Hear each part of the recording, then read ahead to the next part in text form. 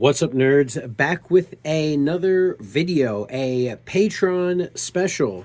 So, first off, if you can't tell, Groundwalker Designs merch, Groundwalker Designs hat. Got it on the back, too. You already know. If anyone is interested in a pre-order before any of this goes on the website, Patreon special. I know nobody watches these videos, but I figured I'd fucking include it for the one or two people that maybe one day will find it. Who knows? Sorry, I've got my seltzer, so the burps are flowing. Now, look what we got here, baby. Oh, yeah. Oh, yeah. Oh, yeah. And I mean, the only thing that I have to change based on various different things is the power button setup, because right now I've got a supplier that has his own power buttons, right? And well, his own like electronics, like this part on the inside, right? And so basically right now the deal is this is the the final model for the sabers, the base model, right? And in the future, like, hopefully soon, we're going to just change these based on the different model electronics that can go inside of it.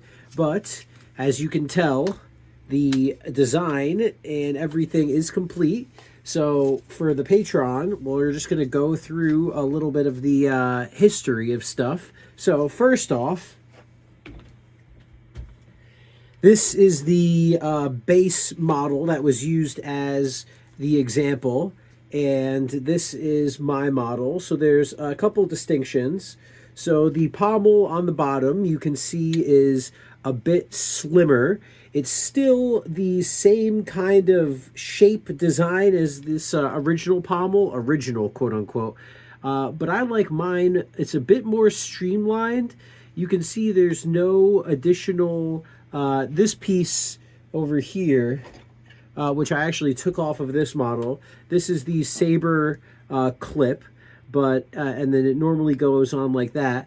But as you should know, or if you haven't known, I make the saber hilts, right? So you don't need a saber clip because you've got the hilt that your saber goes into.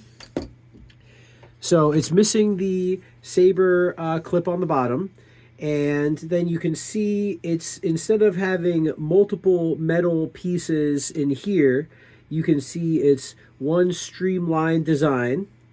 And it's got the two buttons instead of the one, and that's because I actually personally really like the ability to charge it without unscrewing. I like that more. Maybe in the future what I will have is a silicone button that goes inside here, so you can cover it up so that, when you're done charging, you can just seal it up. Even though I don't think, if you're sabering outside when it's raining and it's water, or if you're around water with these things, that's kind of on you.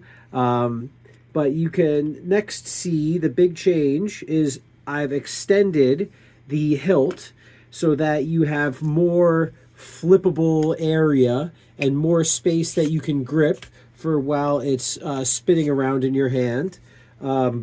Next up after that, you can see that the kind of, I guess, I'm not sure how I would describe it.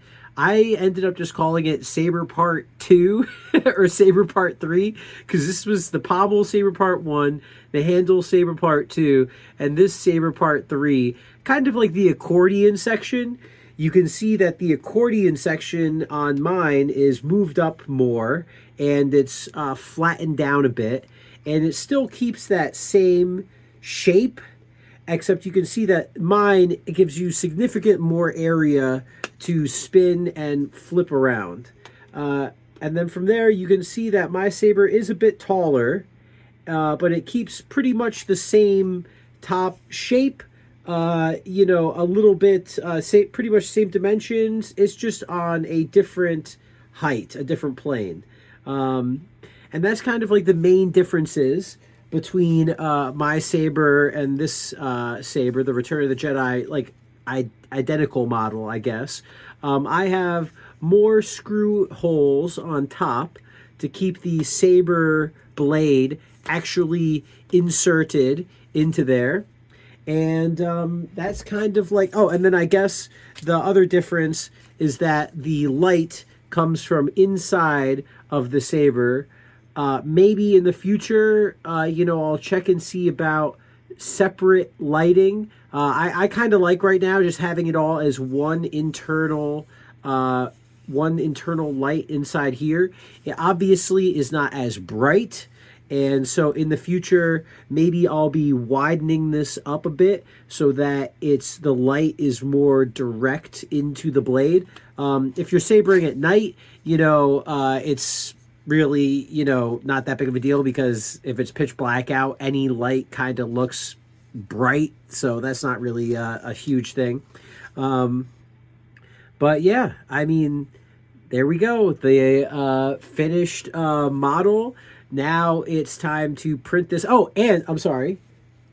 Well, now it is time to print out metal, but I also forgot we've got, as opposed to the just, you know, saber kind of bottom, we've got the Groundwalker Designs wings in the bottom of the hilt. And so that's that.